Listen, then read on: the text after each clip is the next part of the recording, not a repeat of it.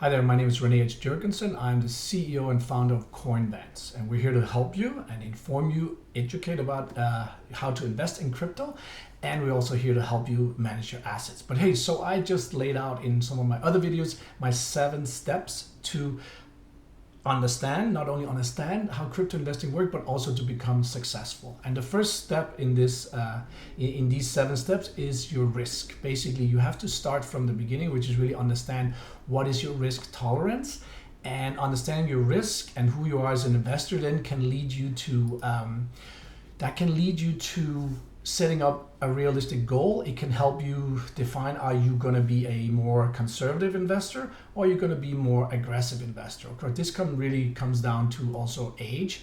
So if you're 20, if you're in your 20s, you might want to be a day trader and lose your money that way, right, until you learn. But if you're, let's say 30, 40s, you might want to be more aggressive because you have time. If you're in your 60s, you think about retirement, you have to be more conservative, you have to be more defensive as an investor, and that's something we can really, you can consider these things yourself, but you can also, this is something we can have a conversation about here at Coinvents with you. But basically we need to understand you as a person, what is your financial situation? What type of investor are you? What is your age? What is your goal? What is the purpose of your investment? I mean, is this your retirement fund? Great. Okay, then we have to set up a conservative plan. You have to be more conservative in your investments. So that would mean you stick with Bitcoin, you take some of the big altcoins, Ethereum, the blue chips, maybe Solana, and you stick with those. You basically, you would do you would do a monthly investment, you would do a dollar cost average and just hodl your gains that way. You would have to be less aggressive that way, right?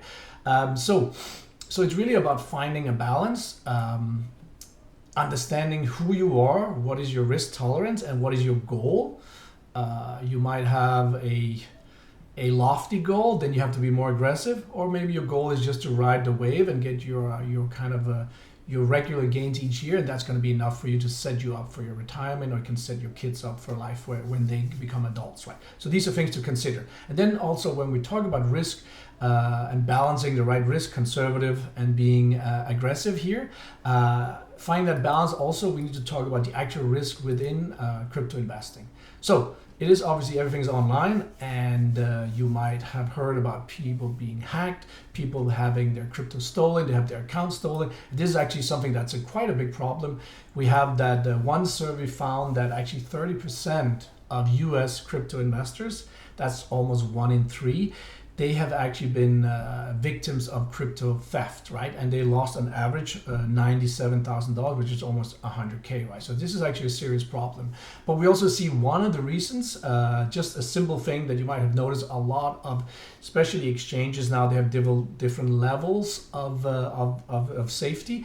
But we find in studies that only 34%, so only a third of investors, they actually use multi-factor authentication. So really, you could have the SMS authentication, like some double authentication. So you log in and then they send you a text message. But this is actually not even that safe either, because we have something called SIM swap. So somebody goes into your self-operator and tell them that you've lost your phone, and they like a new SIM card, and then they have your SIM card, and now they can take over all your accounts, right? So that's not even perfectly safe. But I do recommend something, let's say Google Authenticator. You download the app, and this app changes the code for each. If you have different exchanges or different logins to different accounts, you actually have Google Authenticator that gives you a new password every 30 seconds. So that's something I highly recommend.